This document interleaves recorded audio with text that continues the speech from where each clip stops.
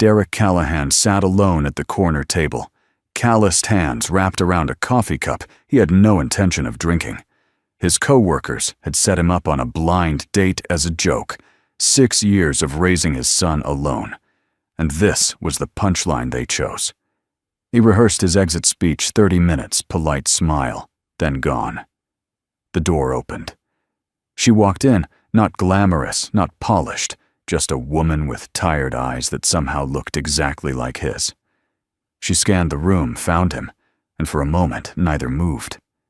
Then she spilled her coffee before even sitting down, laughed at herself, and said 5 words that shattered every wall he had built. "I don't know why I'm here either." Neither of them knew it yet, but the joke his friends played would become the realest thing he had ever known, and it would cost him everything he thought he understood about love. The cafe smelled of burnt espresso and old wood, the kind of place that survived on regulars and stubbornness rather than charm. Derek had arrived 15 minutes early because that was what nervous people did, and he was nothing if not nervous. He sat with his back to the wall, a habit from years of watching doorways, watching for trouble, watching for the moment everything would fall apart again. His work boots were still dusty from the job site, and he had changed his shirt twice before leaving the house, finally settling on a blue flannel that Jesse said made him look less tired. His son was 8 years old and already knew how to lie to protect his father's feelings. The waitress had refilled his coffee 3 times without asking each pour, accompanied by a pitying smile that Derek pretended not to notice. He knew what he looked like. 44 years old, hands rough enough to sand wood without paper, and eyes that had forgotten how to expect anything good. Ray and Donnie had been laughing when they told him about the date, slapping his back like they were doing him a favor. A woman from the internet, they said. Someone who did not know his story yet. Someone who might actually show up. Derek had nodded and smiled, because that was easier than explaining that he had stopped believing in showing up a long time ago.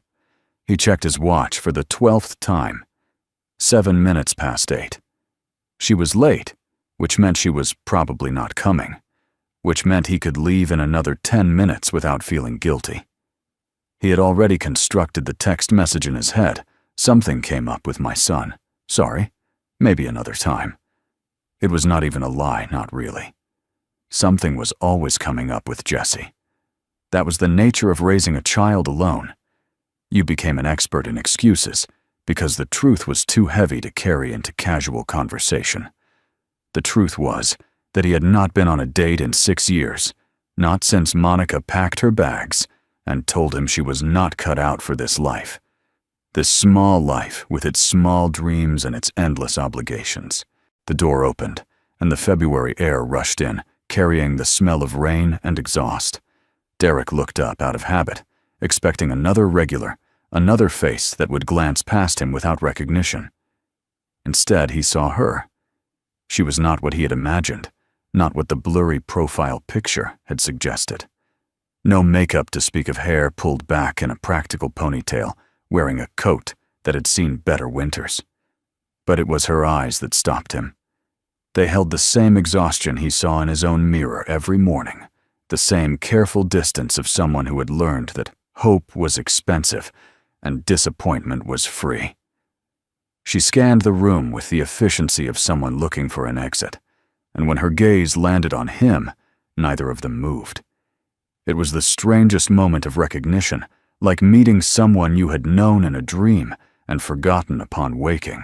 She walked toward his table with the determined stride of a woman completing an obligation, and Derek found himself standing, because that was what his mother had taught him, back when he still believed that manners mattered. She reached for the chair, and her elbow caught the edge of the coffee cup the waitress had just refilled. Brown liquid spread across the table like a slow confession, and for a moment, they both just watched it drip onto the floor. Then she laughed.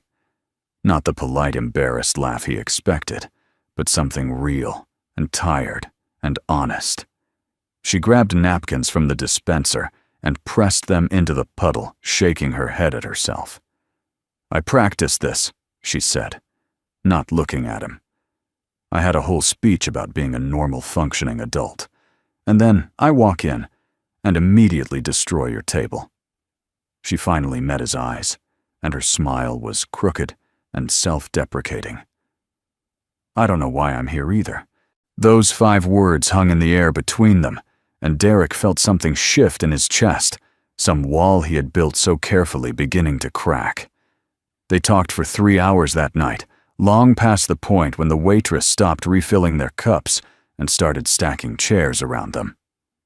Her name was Vivian Cole, and she owned a small bakery on the other side of town, the kind of place that opened before dawn and closed when the bread ran out. She had been married once to a man named Paul, who taught high school history and made her laugh until he got sick. Cancer. She said the word, flat and familiar in her mouth, like she had said it so many times. It had lost its sharp edges. 3 years ago, she had held his hand in a hospital room and promised him she would be okay. And then she had spent the next 1,000 days trying to figure out what okay even meant. Derek listened in a way he had forgotten he knew how to do. He watched her hands move when she talked, the way she twisted her napkin into shapes without realizing it, the way she looked away when the memories got too close. She was not trying to impress him. She was not performing the version of herself that first dates usually demanded. She was just telling the truth, and the truth was messy and sad and strangely beautiful. When she asked about him, he found himself answering honestly for the first time in years. He told her about Jesse, about the way his son still slept with the hallway light on, about the homework battles and the soccer games, and the quiet pride of watching a small person become less small. He told her about Monica, though he had not planned to. The words came out slowly, pulled from somewhere he usually kept locked. She left when Jesse was 2, he said. Not because of another man or a dramatic fight, but because she woke up one morning and realized she did not want this life. She wanted something bigger, something that did not smell like baby formula and look like the same 4 walls forever. He had watched her pack while Jesse napped in the next room, and he had not begged her to stay because he already knew it would not matter. Some people left because they had to, and some people left because they wanted to, and Monica had wanted to with every fiber of her being. Vivian did not offer the usual platitudes. She did not tell him he was better off, or that Monica was missing out, or that everything happened for a reason. She just nodded her eyes, holding his with an understanding that required no words. "Being left is different from losing someone," she said quietly. "When Paul died, I could grieve him. I could miss him without feeling like I was not enough.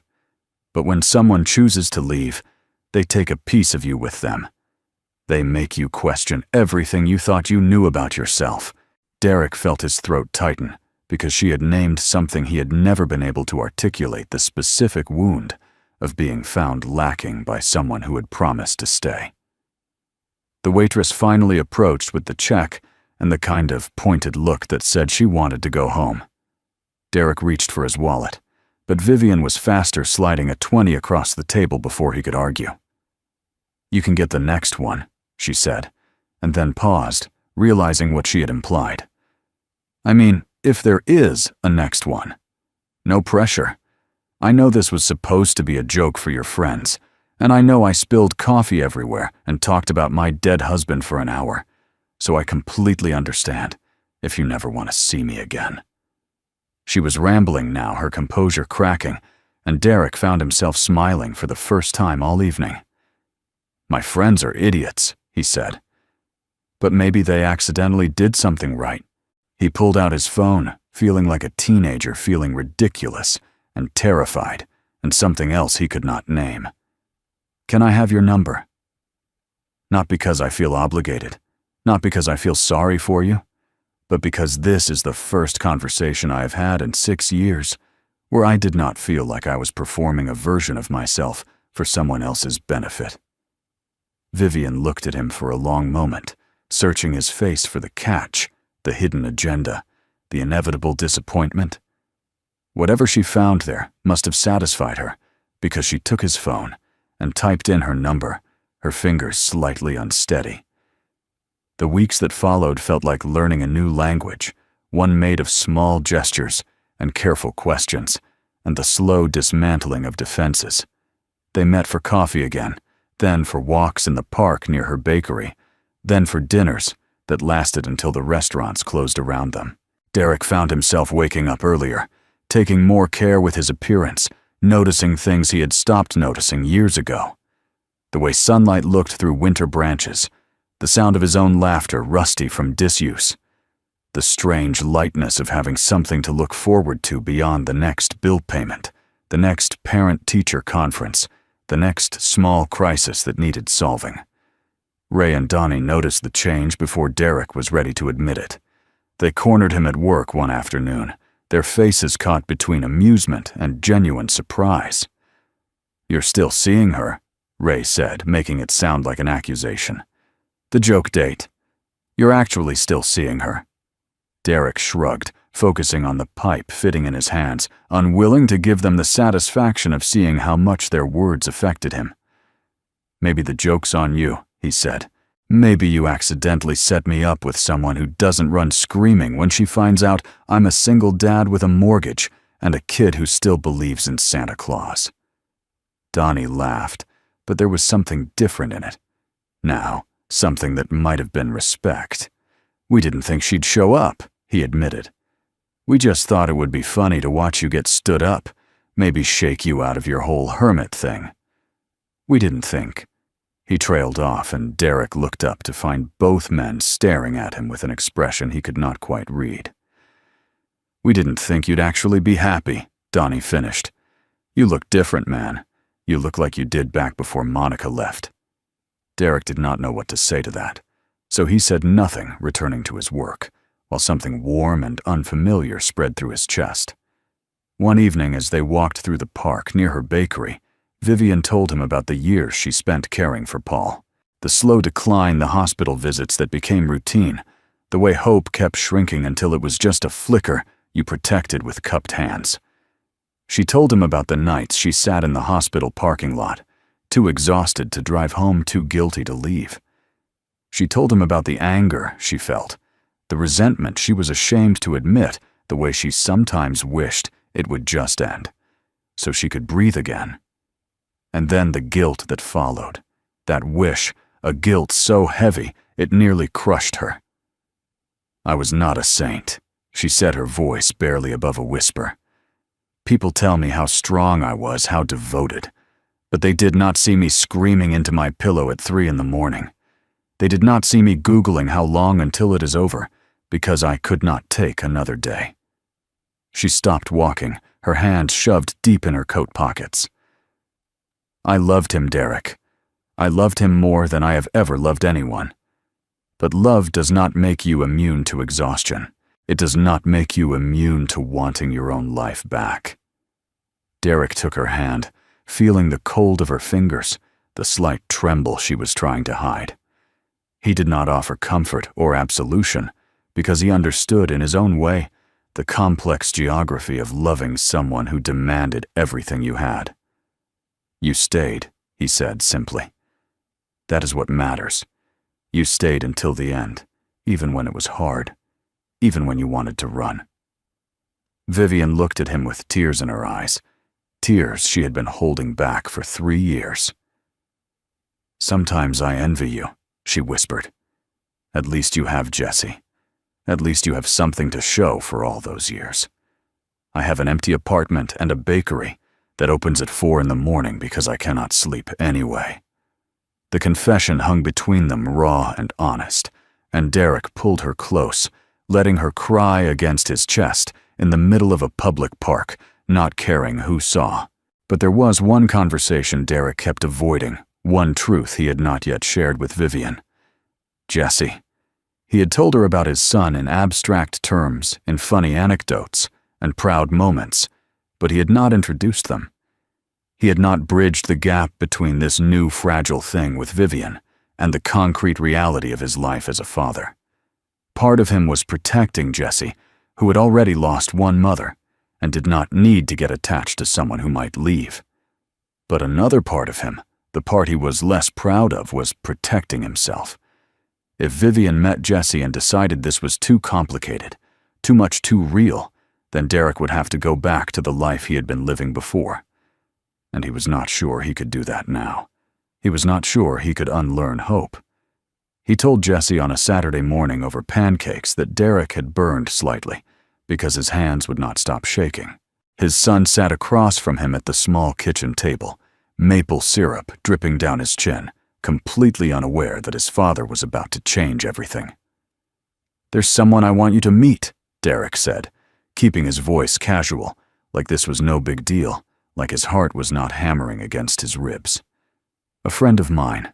Her name is Vivian, and she's very nice, and I think you might like her." Jesse looked up from his pancakes, his 8-year-old eyes suddenly old and knowing. "Is she your girlfriend?" The word sounded strange coming from his son's mouth, too adult for his small face. Derek hesitated, unsure how to answer. They had not defined what they were, he and Vivian. They had not used labels or made promises. But Jesse deserved the truth, or at least as much of it as an 8-year-old could understand. "I don't know yet," Derek said honestly. "But I like her a lot, and I wanted to tell you before anything else happened, because you're the most important person in my life, and your opinion matters more than anyone else's." Jesse was quiet for a long moment, pushing his pancakes around his plate, in a way that meant he was thinking hard. When he finally spoke, his voice was small and tight, holding back something that wanted to break free. "I don't need a new mom." The words hit Derek like a physical blow, not because they were angry, but because they were scared. "Daddy, we're fine just us.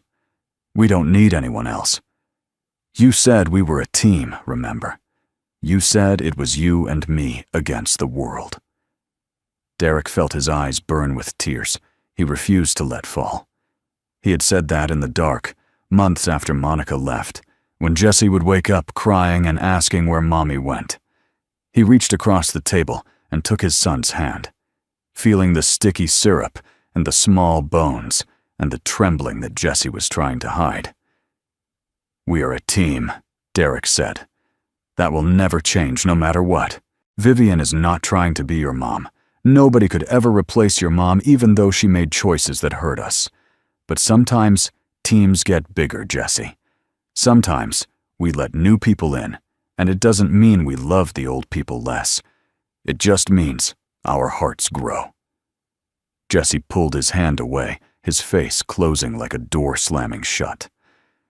"Can I go to my room now?" he asked, and Derek nodded, because he did not know what else to do.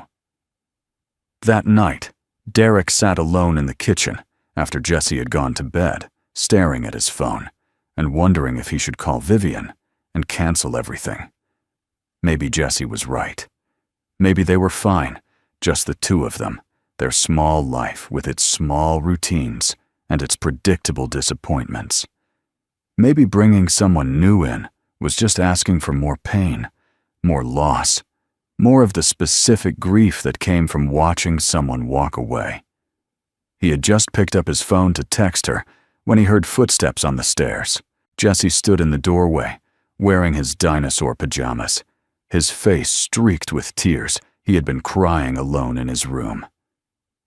"Daddy." His voice was barely a whisper. What if she leaves like Mommy did?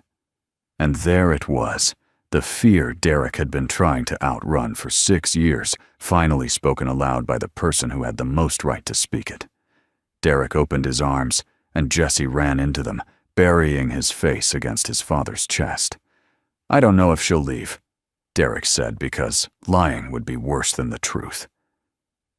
"I can't promise you that she'll stay forever. Nobody can promise that. But I can promise you that no matter what happens with Vivian or with anyone else, I will never leave you.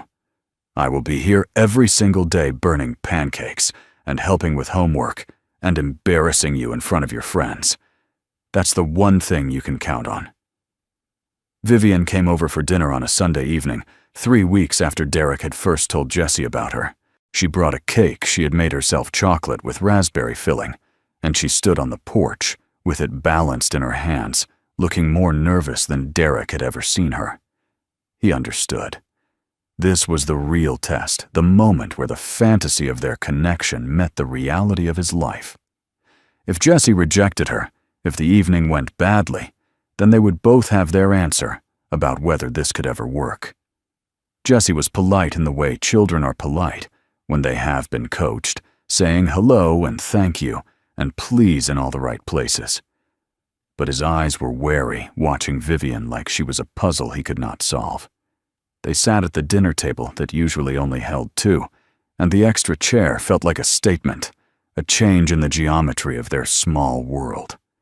Derek had made spaghetti because it was Jessie's favorite, and he watched his son push noodles around his plate without eating his small jaw, set in a stubborn line that Derek recognized all too well. Vivian did not try too hard. That was the thing Derek noticed most, the thing that made him love her a little more with each passing minute. She did not ask Jessie endless questions or try to win him over with compliments. She just existed in his space, eating her spaghetti, complimenting Derek on the garlic bread, talking about her bakery, and the time a customer's dog had escaped and eaten an entire tray of croissants. Jessie listened without responding, but Derek saw the corner of his mouth twitch at the dog's story, a tiny crack in his armor. After dinner, Jessie retreated to the living room to watch television, leaving Derek and Vivian alone with the dishes. They stood side by side at the sink, their shoulders almost touching the warm water running between them. "He hates me," Vivian said quietly, and Derek heard the crack in her voice that she was trying to hide. "He doesn't hate you," Derek replied, though he was not entirely sure that was true. "He's scared. His mother left when he was 2 years old, and he spent his whole life waiting for the next person to leave. You're not the enemy, Vivian. You're just the unknown, and the unknown is terrifying when you're 8 years old, and you've already learned that people don't stay." Vivian was quiet for a moment, her hand still in the soapy water. "I lost my husband," she said, "but I never had a child. I don't know what it's like to love someone that much, to be responsible for their entire world. I look at Jesse, and I see how much he loves you, and I feel like an intruder, like I'm trying to take something that doesn't belong to me." Derek turned off the water and took her hands in his soap bubbles and all. "You're not taking anything," he said. "You're just standing at the door, and we're trying to figure out if we have room to let you in. It's going to take time. Maybe more time than either of us wants, but I think you're worth waiting for." The weeks turned into months, and the relationship between Jessie and Vivian evolved in fits and starts, 2 steps forward and 1 step back. She came to his soccer games and sat in the bleachers with the other parents, cheering when he scored and pretending not to notice when he ignored her after. She helped with homework when Derek was stuck at work late, her patience infinite, as Jessie deliberately got answers wrong just to test her. She left treats from her bakery on the kitchen counter, never mentioning them, never asking for credit, just letting the sweetness speak for itself. Derek watched his son struggle with something he could not articulate, the push and pull of wanting to trust and being afraid to want. He saw Jessie peek at Vivian when she was not looking, studying her, like a book he was not sure he wanted to read. He heard Jessie ask questions at bedtime, casual questions that were not casual at all. Does Vivian have a favorite color? Does Vivian like baseball? Did Vivian's husband know he was going to die? The last question broke Derek's heart and gave him hope in equal measure, because it meant Jessie was trying to understand, trying to make sense of a world where people left and people died, and somehow life continued anyway. The breakthrough came on an ordinary Tuesday, the kind of day that should not have mattered, but ended up mattering more than anything. Derek was in the garage fixing a leak under the washing machine when he heard voices from the kitchen. Jessie's voice high and uncertain, Vivian's voice low and steady. He crept to the doorway and listened, feeling like a spy in his own home, knowing he should announce himself, but unable to look away from this moment.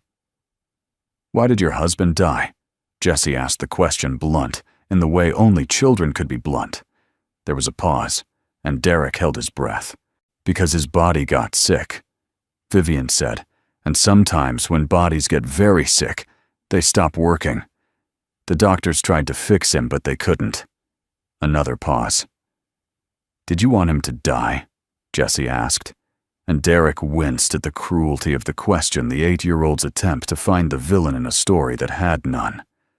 "No," Vivian said, and her voice was thick but steady. "I wanted him to stay more than I've ever wanted anything. But we don't always get to choose who stays and who goes. Sometimes people leave even when we love them." Jesse was quiet for so long that Derek almost stepped into the room. Then, in a voice so small, it barely carried. His son asked the question that had been living inside him for 6 years. "My mom left because she didn't love me right, because I wasn't good enough." Derek felt his heart shatter, felt the careful pieces he had glued together over the years come apart all at once.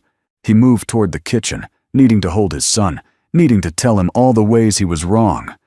But Vivian spoke first, and her words stopped Derek in his tracks. "Can I tell you something true, Jesse? Something that might be hard to hear."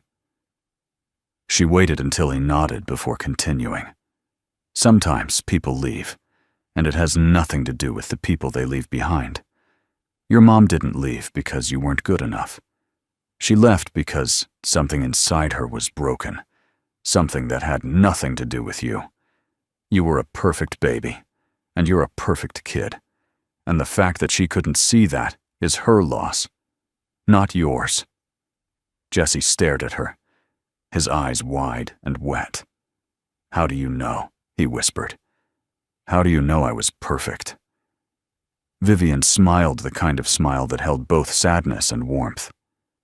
"Because I've met your dad, and anyone who raised a kid as brave and smart and caring as you must have been given something pretty perfect to start with." Derek stepped into the kitchen, then unable to stay hidden any longer. Jesse looked up at him, tears streaming down his face, and ran into his arms with a force that almost knocked him over.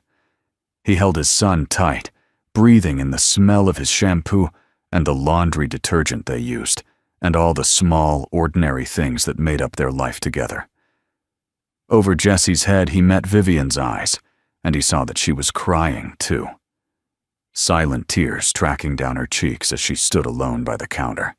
"Thank you," Derek mouthed, and she nodded, understanding all the things he could not say out loud.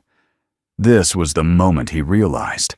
This was the turning point they had been building toward for months. Not a grand gesture or a dramatic declaration, but a quiet conversation in a kitchen, a truth spoken gently, a wall finally coming down. That night, after Jesse had gone to bed, Derek and Vivian sat on the back porch, watching stars appear one by one in the darkening sky. Neither of them spoke for a long time, content to share the silence that had become comfortable between them. Finally, Derek reached for her hand, intertwining his fingers with hers. "He asked about you today," he said. "After you left. He wanted to know if you were coming back tomorrow." Vivian squeezed his hand. "What did you tell him?" Derek smiled, the expression feeling strange and right on his face. "I told him I hoped so. I told him that whether you came back was up to you, but that I hoped you would keep coming back for as long as you wanted to." Vivian turned to look at him, her face half in shadow. "I lost my husband," she said, "and I thought I would never want anyone again. I thought the risk was too high, the potential for pain too great. But then I met you, and I met Jesse, and I realized that the pain is going to come either way. We can't protect ourselves from loss by refusing to love. We just end up alone, guarding an empty heart that nobody wants to steal anyway." She paused, and Derek saw her gathering courage for something she had been afraid to say. I'm not trying to replace anyone. I know I'm not Jesse's mother, and I know I'm not Paul. But I want to be here if you'll let me. I want to see what we could build together." 6 months later, the kitchen that had once felt empty was full of noise and warmth, and the smell of something burning slightly in the oven.